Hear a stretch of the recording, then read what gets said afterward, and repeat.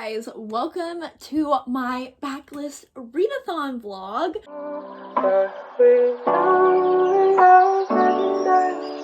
So I have started 2 of the books on my TBR. I am about 40% into Her Royal Highness, and I am really enjoying this. I am having such a fun time. It is so cute. It is about our main character, Millie, and she ends up getting a full ride scholarship to this very prestigious fancy school in Scotland, and she gets to go there, finish out her high school education there, and hopefully go to college there. And she ends up rooming with the Scottish princess, who is this very rebellious spoiled brat type, and it is so cute. It is so cute, especially because Millie is literally me. If I went to a school in Scotland, she is so bi, and I love it so much. She keeps talking about how literally everybody is fucking Amazons and gorgeous as hell, and she is just going through bi panic throughout this entire reading experience, and it is so fun because I would be the exact same way. It is so fun, and it's just making me really happy. It's so cute, and it's so drama angsty. It's just messy, and isn't that what we all want when we read a book about fake royals? We just want the drama, and this is really giving it to me, and I am just so happy. I am really loving this so much.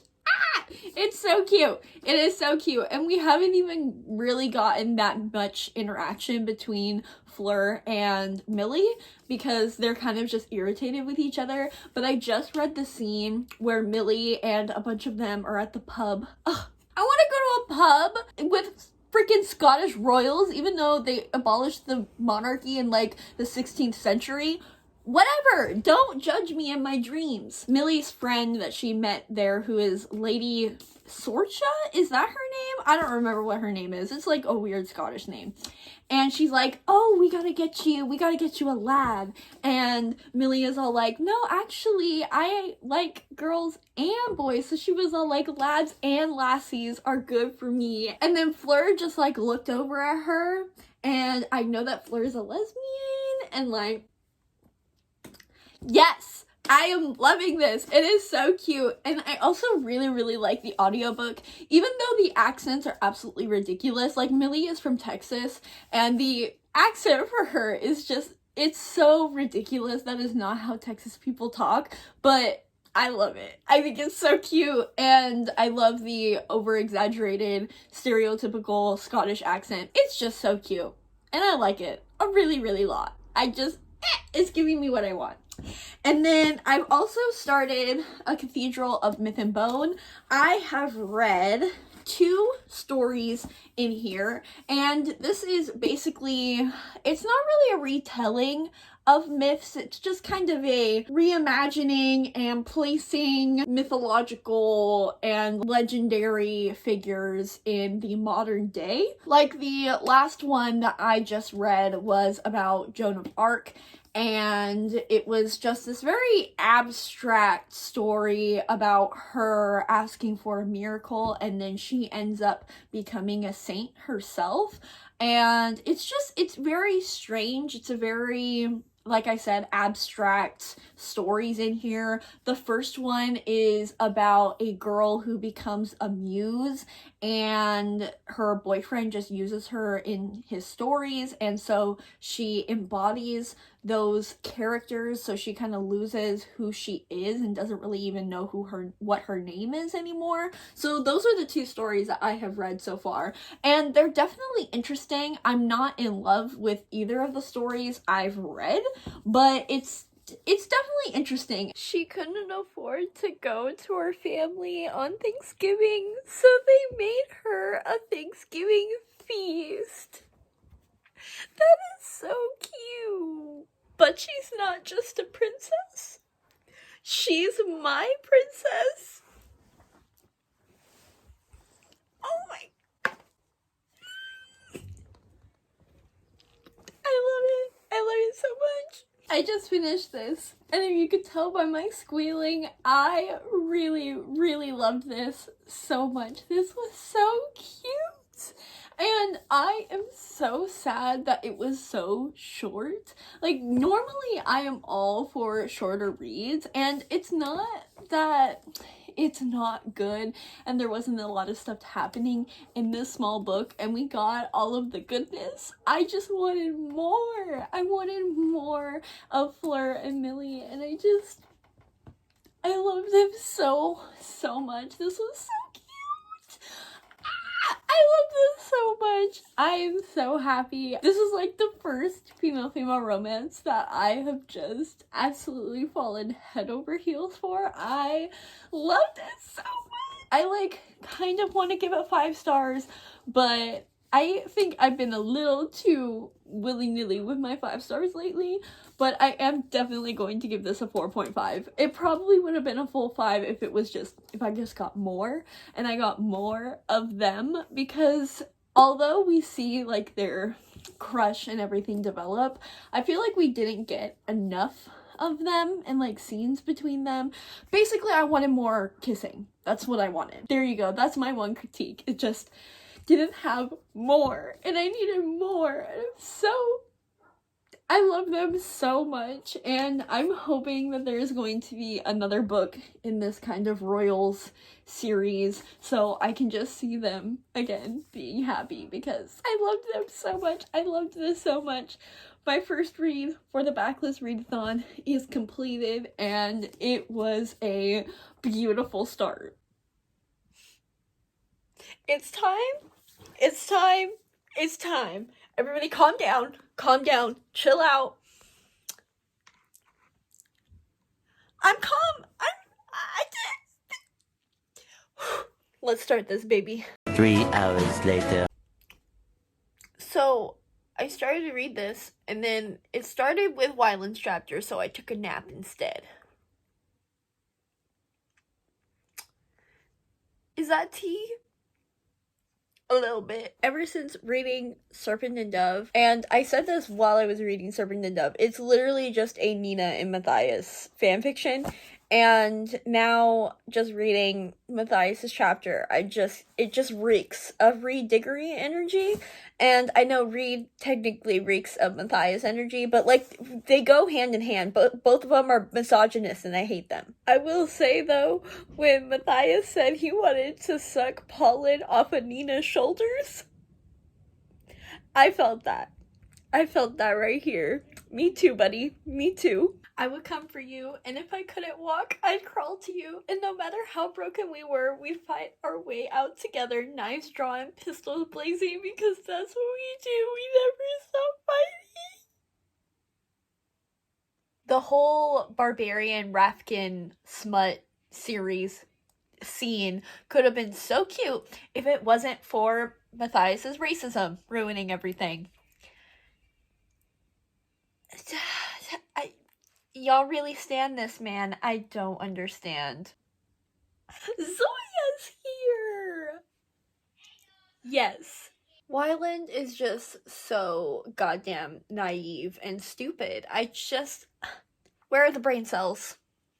Nowhere. They're gone. Poof. Haven't even been in existence up there. Hello. So, quick update. I am about 200 pages into Crooked Kingdom. I already ruined my hardcover. It's fine, this is why we take the dust jackets off.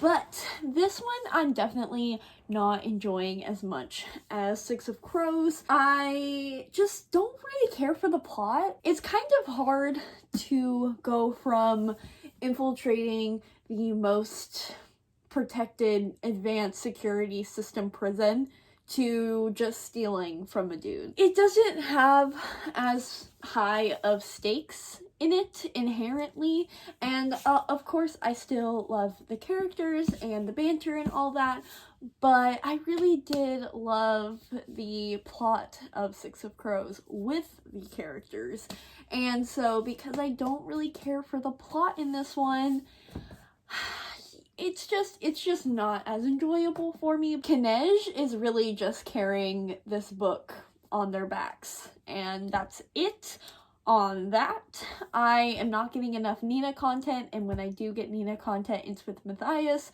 which I just don't like. So, yeah. And Weiland's chapters are so boring. I literally don't care about him whatsoever. So, definitely not enjoying this as much as Six of Crows, but it is still, of course, entertaining and fun and all that. On another note, I started Aristotle and Dante Discover the Secrets of the Universe. I believe that's what the title is. And I started this on audiobook, and I am literally only like 20% into this book, and I need to stop reading at the moment. Like, I need to not listen to any more tonight because I have a feeling that this book is gonna break me. And I know nothing about it. I don't know how it ends. I don't know anything about it.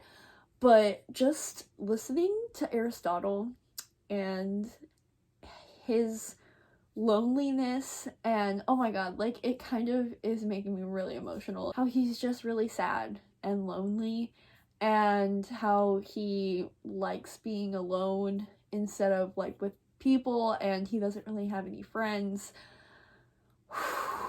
Like, it hits me a lot, because that's pretty much me, and it's just not allowed. It's not allowed. I didn't consent to this. I'm gonna need Benjamin to quit. Stop it. Who gave you the right? I didn't, so I don't know who you think you are, but you need to stop it right now. And so I'm going to take a break from that for tonight. Thank you. And hopefully get even farther into Crooked Kingdom. So that's the plan. Genya's here too? This shit is legendary. I'm bored. Hello. So I want to go get out of the house. I'm gonna go to my little local bookstore, and I'm gonna go to Barnes and Noble, and I don't know what I'm gonna do. Maybe I'll go to Ulta. I really don't know. We're just gonna see, and you're gonna come with me.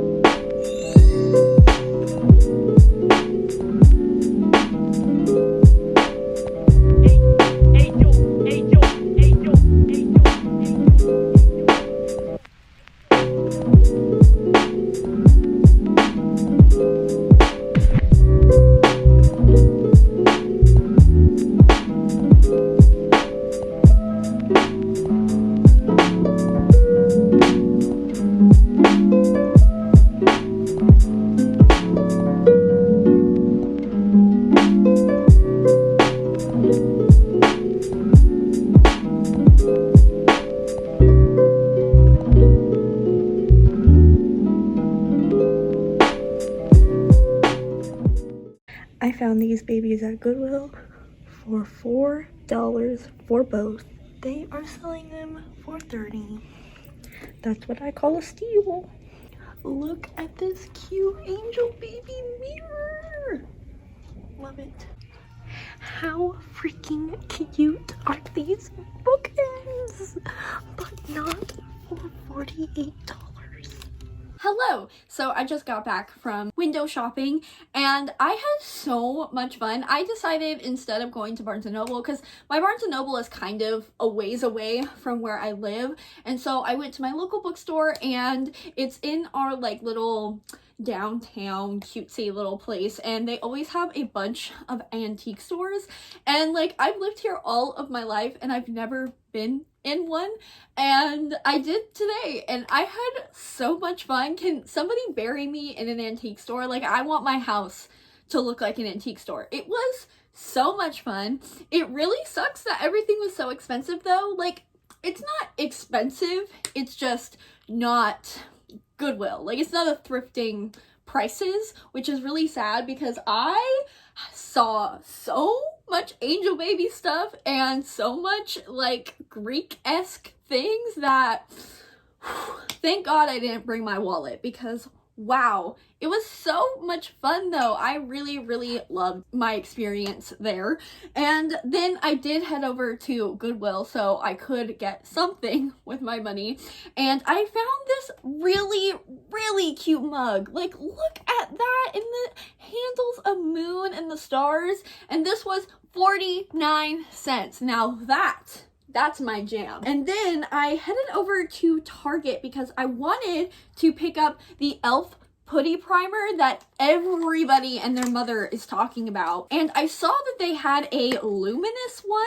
I don't think it's the one that everybody's really talking about. I feel like everybody's more talking about the matte one. And so I haven't really heard anything about the luminous one, but I have dry skin and it had like hyaluronic acid in it and stuff. I don't know. I don't really wear primer because I just use like tinted moisturizer anyways. And again, because of my dry skin, I don't really have that visible of pores, thankfully. So I don't know how this is gonna work, but again, I wanted to try it because everybody is talking about it and it's e.l.f., so it's not like it costed me a lot. And another thing that I saw, also, both of these things I found on TikTok, so love that for me. This is the Filler Instinct by NYX. This is their lip plumper. And I wanted the clear one, but of course the clear one is sold out. So I got this pinky gold color. It's like a peachy color, if you can see. I don't have beauty lights or anything like that, but it's, oh, there we go. It's really pretty. And I did put it on over my lips and everything, and I did feel it working, but obviously it doesn't work as well as if I had like bare lips on. So I could feel it tingle though, which is what I want. So yeah, here is my little haul. Really cute, really fun, really fresh. Aristotle is a fucking Leo. Can this book get any more real? Oh, fuck that ending.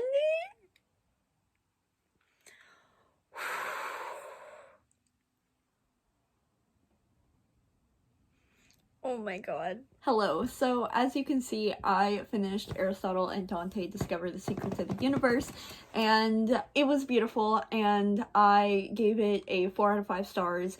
It was very realistic fiction, and so it's more of that slice of life contemporary that I'm usually not a fan of, but this one really did it for me, probably because I related to Aristotle so much, and he made me feel things, and he really just resonated with me, and I was just so inspired by him and his journey that he goes through in this book.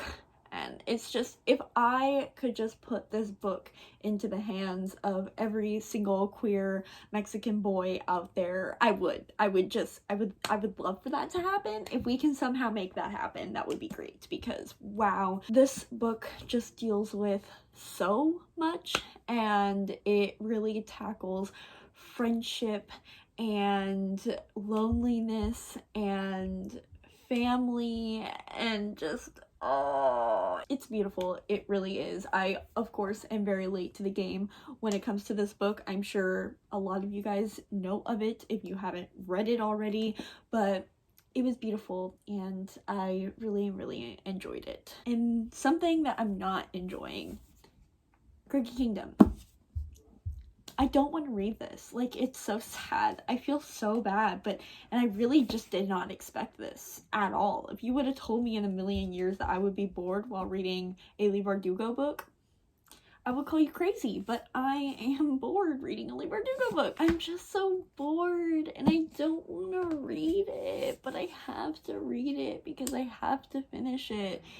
It's just not gripping me at all, and it really sucks. It just feels like nothing's happening right now, and I'm just so bored.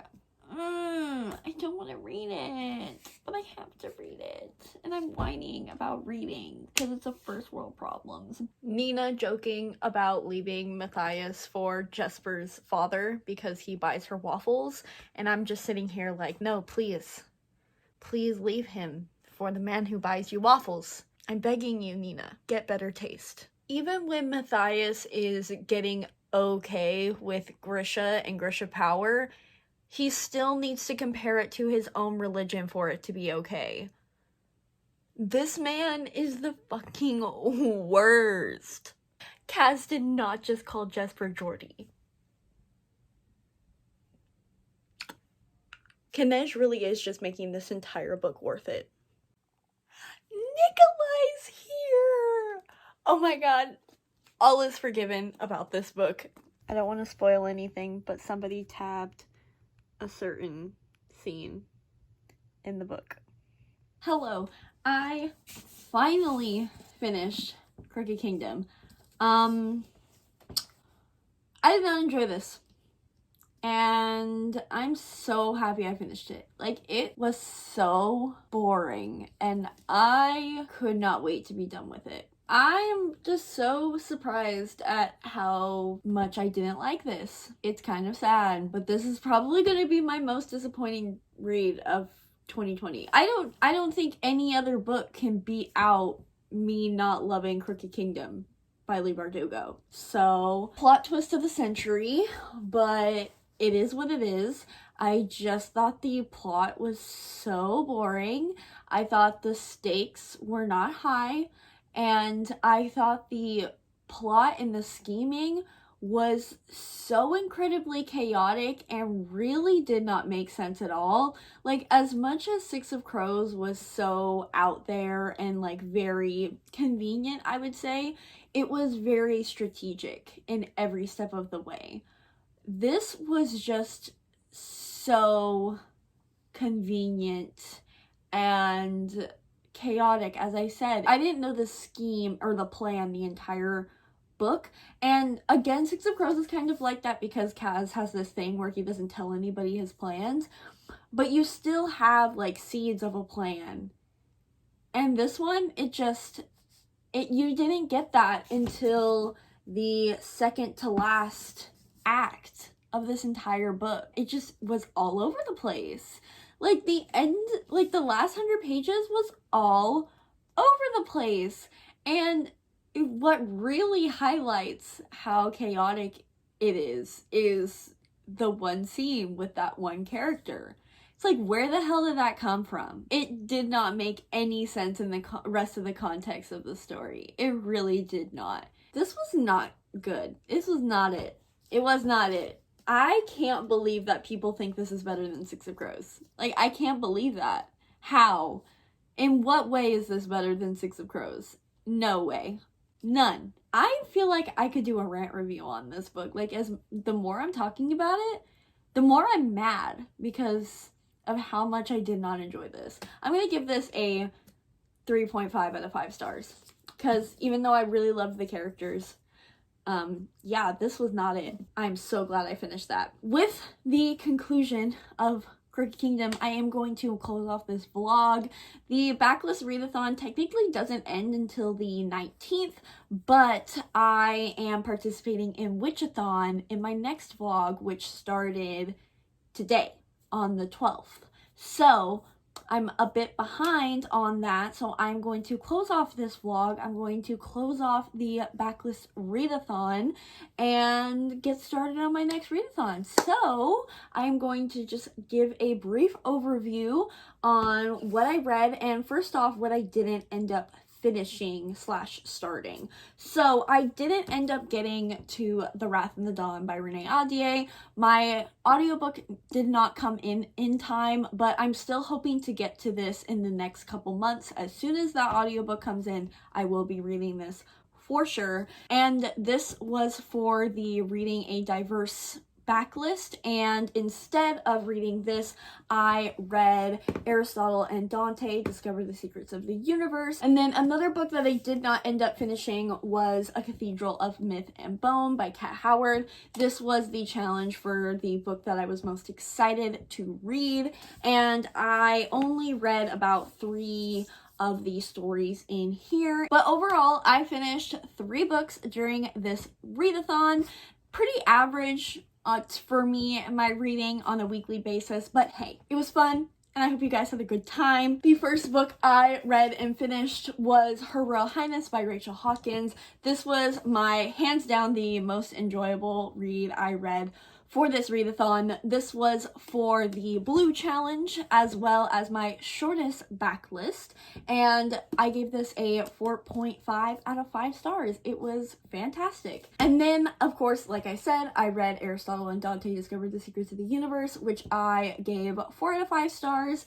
And then I finished this bad boy, which, as I just said, I am going to give 3 stars. Maybe a 3.5. I don't know. So that is going to do it for my Backlist Readathon vlog. I hope you guys enjoyed. Let me know down below if you guys are participating and what the books that you still have to read, because like I said, kind of finishing this off a little early. But regardless, I hope you guys enjoyed, and be sure to tune in next week for my Witchathon vlog, and I hope to see you guys there. I hope you guys enjoyed. That is gonna do it for me. Goodbye!